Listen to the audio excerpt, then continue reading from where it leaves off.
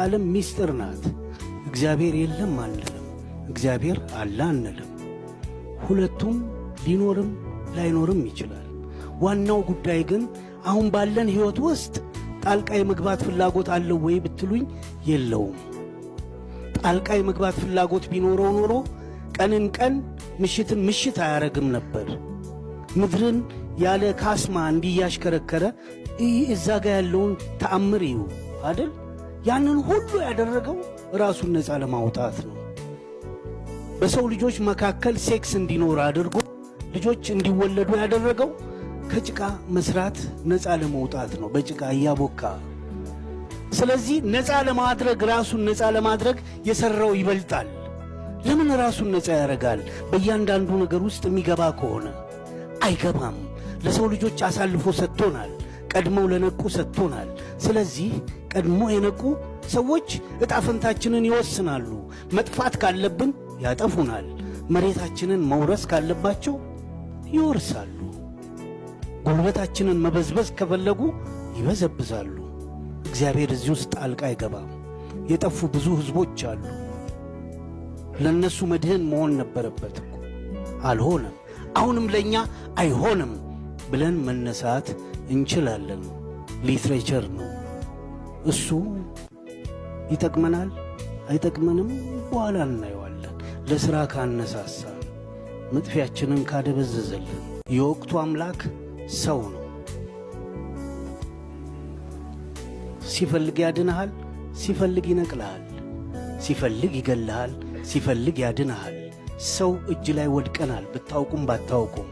እዚህ ውስጥ እግዚአብሔር ወይም አላህ ጣልቃ ይገባል ብላችሁ አታስቡ። አይገባም። የምትበላውን ፈልግ፣ እሱ አይልክም። መጎናጸፊያን ራስህ ሸምን፣ እሱ አይልክም።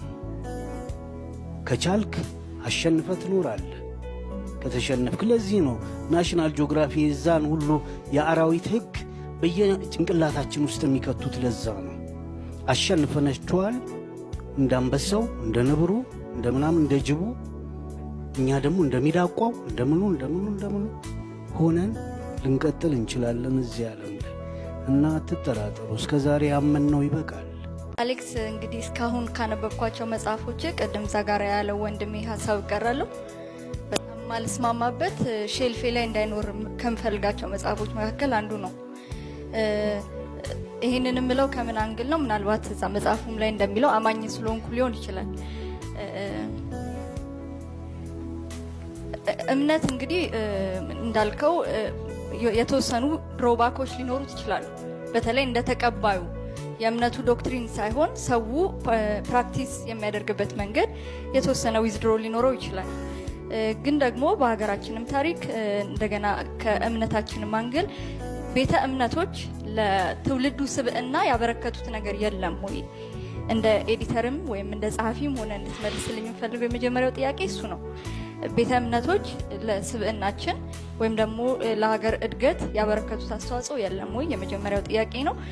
ሁለተኛው ጥያቄ ደግሞ የአንድ እምነት ኳሊቲ ወይም ስትሬንግዝ የሚለካው በተለይ ከሞት በኋላ ባለው ህይወት፣ ከሞት በኋላ ስላለው ህይወት ምን ያስተምራል በሚለው ላይ ቤዝድ ሆኖ ነው።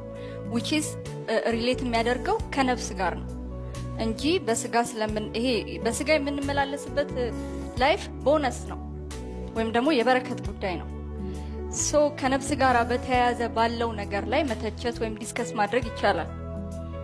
ከዛ ውጪ ግን መጽሐፍ ቅዱስም እንደሚለው ጳውሎስ እንደሚል ክርስቶስን ለስጋ ህይወታችሁ ብቻ ተስፋ የምታደርጉት ከሆነ ከእናንተ የተለየ ሞኝ የለም ይላል። ስለዚህ ለነፍሳችን ነው ብዙ ሰው እምነቱን ሪሌት የሚያደርገው ከነፍሱ ጋር በተያያዘ። ሶ ስለ ስጋ ባለው ነገር አንስተን እምነትን መተቸት በራሱ ተገቢ ነው ወይ የሚል ጥያቄ ነው ያለኝ። አመሰግናለሁ። መና ወርዶ መና አዝንቦ አበላ አልን እንጂ በላን አላልን። የስጋ ጉዳይ አስቸጋሪ የድፍረት ዘመን ስለሚሆንም ይሆናል መድፈር አለብን። ፈርተናየ ነው እኮ የፍርሃት ሊትሬቸርን ከዚህ በፊት የነበሩ ከመጦቢያ ጀምሮ እስከዚህኛው ዘመን ድረስ ታየ እኮ። የጦቢያን ስትመለከቱ ወደ ክርስቲያኒቲ መመለስ ጥያቄ ነው እዛ ላይ ከሌላ እምነት ወደ ክርስቲያኒቲ የመመለስ ነው። እነዛን ሊትሬቸር ናቸው። እስቲ አሁን ደግሞ ክደንኔ ቢያንስ አንድ ሰው አዋጡ። እኔን ክጃ አሳየሁ። ለሁለት ሰው አታጨብጭቡ።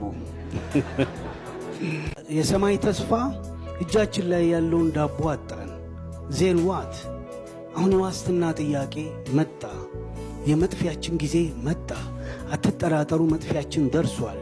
እንደ ሬድ ኢንዲያን እንደ ምናምን እኛን እዚህ እየቀለቡ በእርዳታ ስንዴ እየቀለቡ እነሱ ማርስ ሄደው አይኖሩ። አትጠራጠሩ። መጥፊያችንንም ጭምር ነው እርዳታ እያሉ የሚሰጡን እኮ እንዳንሰራ ነው አይደል?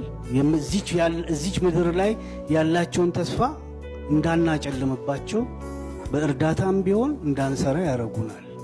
ይሄ ሁሉ የመጥፊያችን ጅማሮ ነው።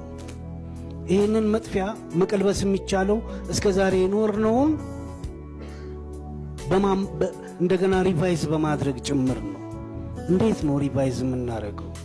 ከአምላካችን ጀምሮ እንደገና መመርመር መጠየቅ ግድ ይለናል ማለት ነው። አለበለዚያ ግን ከአምላክ እጅ ወጥተን ሰው እጅ ላይ አርፈናል። የማያገናዝብ ሁሉንም ማግበስበስ የሚወድ የኢኮኖሚ አውታሩ እያደገ የማይበቃው ሰው ላይ አርፈናል እጃችን አይደል? ዝም ብለን እንጥፋ? ሰማይን ምድር የሰማይን ጉዳይ ማንም ደርሶ ያልተመለሰበትን ተስፋ በማድረግ ምድርን እንጣ ነው ወይስ ሌላ ምን? ከእግዚአብሔር ጋር ኮንፍሮንት የማድረግ ብቃት እስከ ዛሬ ስንወቀስና ሲያሽሟጥጡን የነበረውን ሪቨርስ መተናል ማለት ነው። እግዚአብሔርን የመጠየቅ የማያስፈልግ ከሆነ ማስወገድ አይደል? አንዳንዴ ኒሂሊስቲክ ብቻ አይደለም እኮ ኤግዚስተንሻሊዝም ፊሊንግ አለው በእግዚአብሔር ላይ። ልክ ቅድም በዝናብ እንትን አመጣ እያላችሁ በእሱ አታሳቡ። የእናንተ ድክመት የፈጠረው ነው። ስለዚህ ለእያንዳንዱ ድርጊታችሁ አሁን ላለችሁበት ሁኔታም ራሳችሁን ተጠያቂ አድርጉ። እግዚአብሔር የለም ሞቷል ማለትም ሊሆን ይችላል። ስለዚህ ኤግዚስተንሻሊዝምም አለ ማለት ነው። ሃይማኖቱን አፍርሰን ጎተራ መገንባት ነው ወይስ የሃይማኖቱ ተቋማት እንዳሉ ጎተራ መገንባት ነው? ወይስ ጎተራውን አፍርሶ የሃይማኖት ተቋሞቹ ብቻ እንዲቀጥሉ ማድረግ ነው? ሁሉም ሐሳብ ነው። ስለዚህ አልቲሜት የሆነ ትሩዝ እዚህ መጽሐፍ ውስጥ የለም። የአንድ ወጣት ትሩዝ ነው ያለው። ያንን እውነት በተቃራኒ አቅጣጫ ማየት ይቻላል። ውጤት ማለት የዚህ መጽሐፍ ውጤትም እሱ ነው። አንብባችሁ እንድተኙ ሳይሆን ሌሎች ነገሮች እንድታስቡ እድል ይፈጥራል ማለት ነው። ማሰብ የዚች ሀገር ዕጣ ፈንታ ምንድን ነው? ሰዎቼ በዚህ መንገድ እንዲያስቡ እፈልጋለሁ። ሰዎቼ በሌሎች ሰዎች መበለጣቸው ያንገበግበኛል። አንዳንዴ ከከብት ነው እንዴት የተፈጠርነው እንድንል ሁሉ እንዴት ነው መብላት እውነት የሚሆነው? እንዴት ነው መጠጣት እውነት የሚሆነው? መብላትና መጠጣትን እንዴት አናሳድግም ብለን እንድንጠይቅ ሁሌም የሚያደርግ አንድ ጊዜ ሰፈራ የሚባል አለ አይደለም? ሰፈራ ተብሎ ከሰሜን ምናምን ተጠቃሎ ወደ ሰሜን ጎንደር የሰፈሩ ሰዎችን ኢንተርቪው ላረግ ሄድኩኝ እና በራሳቸው ህይወት ላይ የሚያምፁ ሰዎች አጋጠሙኝ። አንድ በሬ ለሁለት ሲሰጣቸው አርደው በልተው ይጠፋሉ። እንዴ ምን ጉድ ነው? ማረሻ እኮ ነው። አቀናጭተው 4 ይሆናሉ። ሁለት አንድ በሬ እንዲያርሱበት ነው። ምን ቢያጓጓቸው ነው ያን በሬ የበሉት? እሱ ብቻ አይደለም። ወደ ወሎ ደግሞ ይሄ ባቲ ወደሚባለው አካባቢ ሄድኩኝ። የሆነ ተራራ አለ። ያ ተራራ መሃል ላይ ቆሟል። ከወዲያ ወንዝ አለ። ከተራራ ወዲህ ደግሞ ረሃብ አለ። በእርዳታ ከ10 ዓመት በላይ ቆይተዋል እና መንግስት ያንን ተራራ ቦርቡሮ ያንን ወንዝ ወደዚህኛው ቀበሌ ያመጣው እና ያቺ መንደር ትርንጎ ምናምን እያመረተች ነው። አሪፍ ነው። ይሄንን ዘግብ ተብዬ ሄድኩኝ እና የማናግረውን ሰውዬ እንግዲህ ከእርዳታ ነፃ ወጣችሁ ማለት አይደለም እንዲያልኩ እርዳታን እንደ ነውር ቆጥሬ ያለ እርዳታማ አይሆንም፣ ሲፈልጉ ወንዙን ይውሰዱት አለኝ። እዚህ ያደረሰን ምንድን ነው ብለን መጠየቅ የለብንም? መጠየቅ አለብን እኮ አይደል? የኔን ህዝብ ይህን ያህል ደንቆሮ ያደረገው ምንድን ነው ብለን መነሳት የለብንም? መቆጣት የለብንም? ከቻልን መግረፍ የለብንም? እንደዛ አራጣ አበዳሪ እንደዚህ የሚያስቡ ሰዎች ተከበው ሞተው ንፋስ አፈር አልብሶ ሲቀብራቸው ማየት አይገባንም? ይገባናል እኮ። ለእንደዚህ አይነት ሰዎች መለሳለስ ነው እዚህ ያደረሰን፣ እዚህ ጉድጓድ ውስጥ። ሚት ልንገራችሁ፣ የእስልምና ሚት ያስደነቀችኝ ናት ለእኔ። አላህ ሰውን ለመስራት ወሰነ። ስለዚህ 60 አይነት አፈር ያስፈልጋል ሰውን ለመስራት። እውነት ነው እኮ ምላስና ግንባር አንድ አይነት አፈር ናቸው እንዴ? አሪፍ ናት። ደም ራሱ ደምና አጥንት እንዴት አንድ አይነት አፈር ይሆናል? ደስ አለኝ። ግን ሚቷ ደስ ያለችኝ በምንድን ነው? አላህ ከመሬት ላይ አፈር መቆንጠር ሲጀምር መሬት ዋይ ብላጮች ምንድን ነው ሲላት፣ ምንድን ነው ገላይን እንትን የምትለው አለች። አይ ሰው ልሰራ ነው። ሰው ምን አይነት ነው? ሰው እንዲህ ደካማ ነው። አሁን ያለነውን ይናገራል። እንዲህ ያለ ከተሰጠው ጥሩ ቦታ ላይ ወርዶ እዚህ እንትን የሚል ነው ምናምን ምናምን ሲላት፣ አላህ በአላህ የሆነበት ገላይን እንዳትነካ አለችው። አሪፍ ናት መሬት አይደል? እውነት ነው እኮ በእኛ ዕዳ አብራ ስትቃጠል ትኖራለች።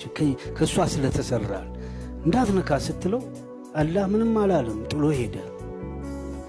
ከዛ ምናልባት ለዝባ ይሆናል ብሎ ሌላ መላእክት ላከ። ሂድ አምጣልኝ አለችው። ሲቆንጥር ምንድን ነው አለችው። አላህ ልኮኝ ሰው መስሪያ አፈር አላህ በአላህ ይዤሃለሁ እንዳትነካ አለችው። እሱም መጣ። ምን አለች አለው። ኧረ በአላህ ይዤሃለሁ አካላቴን እንዳትነካ አለችኝ አለ። እንደዚህ እያለ ሦስተኛውን መልአክ ላከው። ሂድና እስቲ ምናምን አለ። ከዛ አፈሯን ሲቆነጥር ምንድን ነው አለ። ሰው መስሪያ ምናምን በአላህ ይዤሃለሁ ገላይ እንዳትነካ ስትይ ባክሽ ራሱን የላከኝ አላትና አፈሯን ይዞ መጣ እና ወስዶ አላህ ፊት አስቀመጠ። እንዴት ሰጠችህ አሉ። አይ በአላህ ይዤሃለሁ ስትል ባክሽ ራሱን የላከኝ ብዬ ቢያንስ እዝነት ልታዝን ይገባ ነበር። ያንን እዝነት አላከናወንክምና መልአከ ሞት አድርጌሃለሁ አሉ። አሁን መልአከ ሞት መጥቶ ሊወስዳቸው ሲል ኧረ በአላህ ብትሉት ባክህ ራሱን የላከኝ ብሎ እምነት ከዚህ ሌላ ምንም ጥቅም የለውም ለኔ። እንዲህ አይነት ዕውቀት እንዲህ አይነት ጉዳይ ወደ እኔ እንዲያስተላልፍ ነው። ከዛ የተሻለ ነገር አለው ብዬ አላስብም። አንዳንዴ የተለያዩ ሶሳይቲዎችን ሚት ነው የምንሰበስበው።